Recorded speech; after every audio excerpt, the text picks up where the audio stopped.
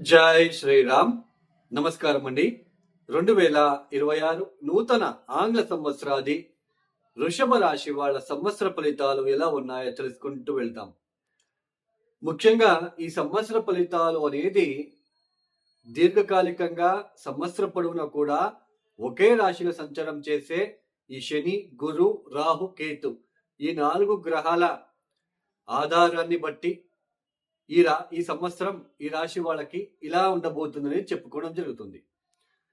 అయితే 2026వ సంవత్సరంలో ఈ 4 గ్రహాల రాశి మార్పులు ఏదైనా ఉందా? దీని వలన ఈ వృషభ రాశి వాళ్ళకి ఎలాంటి రిజల్ట్స్ అనేది ఉండబోతుందో తెలుసుకుందాం. ముఖ్యంగా ఈ 2026వ సంవత్సరంలో శని గ్రహ మార్పు అయితే ఉండదు. శని ఈ సంవత్సరం మొత్తం కూడా మీన రాశిలోనే సంచారం చేస్తూ ఉంటారు. ఇక రాహుకేతు మార్పులు 2026 డిసెంబర్ 5వ తేదీ వరకు కూడా రాహుకేతు మార్పులు కూడా ఉండదు. రాహు యాజ్ ఇట్ ఈస్ కుంభంలో, కేతు యాజ్ ఇట్ ఈస్ సింహంలో సంచారం చేస్తూ ఉంటారు. బట్ 2026 డిసెంబర్ 5వ తేదీ తర్వాత రాహు మకరంలోకి ప్రవేశిస్తారు, కేతు కర్కాటక రాశిలోకి ప్రవేశిస్తారు. ఈ గురుగ్రహ మార్పు మేజర్గా 2026 జూన్ 2వ తేదీ గురు కర్కాటక రాశిలోకి ప్రవేశిస్తారు.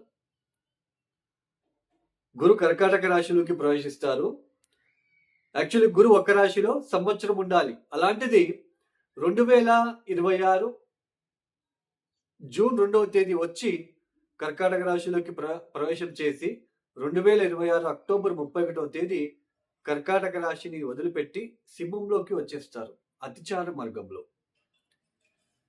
ఈ మేజర్గా ఏదైతే గురు రాశి మార్పు, దీని వలన ఈ ఒక వృషభ రాశి వాళ్ళ పైన ఎలాంటి సిచ్యుయేషన్ ఉండబోతుందో తెలుసుకుంటూ వెళ్దాం.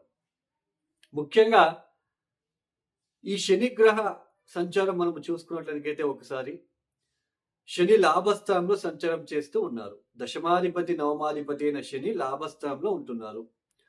మీరు ఆల్రెడీ చూస్తున్నారు, వృషభ రాశి వాళ్ళు కోట్లు సంపాదిస్తారు, అది ఇది అని మీరు చూస్తున్నారు. శని లాభస్థానంలో సంచారం చేస్తున్నారు, ఓకే. దశమాధిపతి లాభస్థానంలో ఉండడం మంచిది. వ్యాపార అభివృద్ధి, ఉద్యోగంలో అభివృద్ధులు ఇవన్నీ ఉండాలి. వృషభ రాశిలో లక్షల మంది ఉంటారు, అందరికీ అలాగే ఉంటుందా? వాళ్ళ దశాభుక్తి, ఎవరికైనా శని మహాదశ శని భుక్తి జరుగుతూ ఉంటే ఇది ఫేవరబుల్ పీరియడ్, ఇది మంచి సమయం. శని మహాదశ శని భుక్తి లేకుండా వేరే దశభుక్తి జరుగుతూ ఉంటే శనికి దానికి సంబంధం లేదు కదా. సో మీ జాతక రీత్యా అందుకే రాశి ఫలితాలు ఎందుకు చాలా మంది తిట్టుకుంటున్నారు అంటే దీనికే. సో లాభస్థానంలో శని సంచారం జరుగుతుంది, ఇది మంచిదే, దీని వలన నెగిటివిటీ ఉండదు.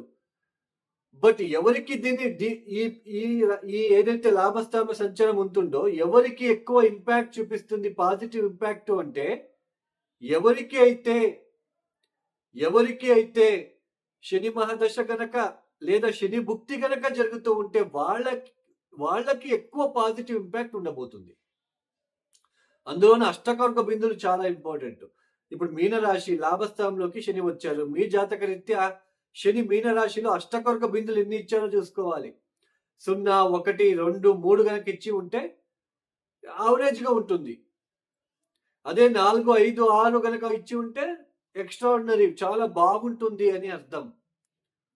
మొత్తానికి లాభస్థానంలో శని అనుకూలం అనానుకూలం అయితే ఉండదు. ఎంతవరకు మనకు అనుకూలం అనేది ఎలా తెలుసుకోవాలి? అష్టకర్క బిందువులు మరియు దశాభుక్తి ఏది జరుగుతూ ఉంది అది దాన్ని బట్టి.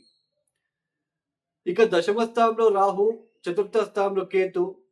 ఈ సుఖస్థానంలో కేతు లాంటి గ్రహం వచ్చినప్పుడు మానసికంగా కొంచెం డిస్టర్బెన్సెస్ ఉంటుంది, తల్లితో కొంచెం డిస్టర్బెన్సెస్, విభేదాలు, ఇంట్లో ప్రశాంతంగా లేకుండా ఉండడము, జాబ్లో కొంచెం ఎక్కువ స్ట్రెస్కి గురి అవ్వడం లాంటిది మీరు చూడవచ్చు. ఈ 2026 జనవరి, ఫిబ్రవరి, మార్చ్ 11th వరకు, మార్చి 11వ తేదీ వరకు కూడా గురు వక్రించి ద్వితీయ స్థానంలో సంచారం చేస్తూ ఉంటారు. ఈ సమయంలో ఆర్థికంగా ఖర్చులు పెరిగిపోవడము, కౌటుంబిక విషయాలు కొంచెం ఒడిదొడుకులు, కొన్నిసార్లు నోరు జారి ఏదైనా మాట అనేసి ఇబ్బంది పడడం లాంటిది మీరు చూడవచ్చు. సడన్ గా ఏదైనా నేను షూరిటీ వేస్తాను అనడము ఇట్లాంటివన్నీ చేయకుండా ఉంటే మంచిది. నోరు జారి మాట అనేసి మళ్ళా ఇబ్బంది పడాల్సిన ప్రమేయం ఉంటుంది. జాగ్రత్త.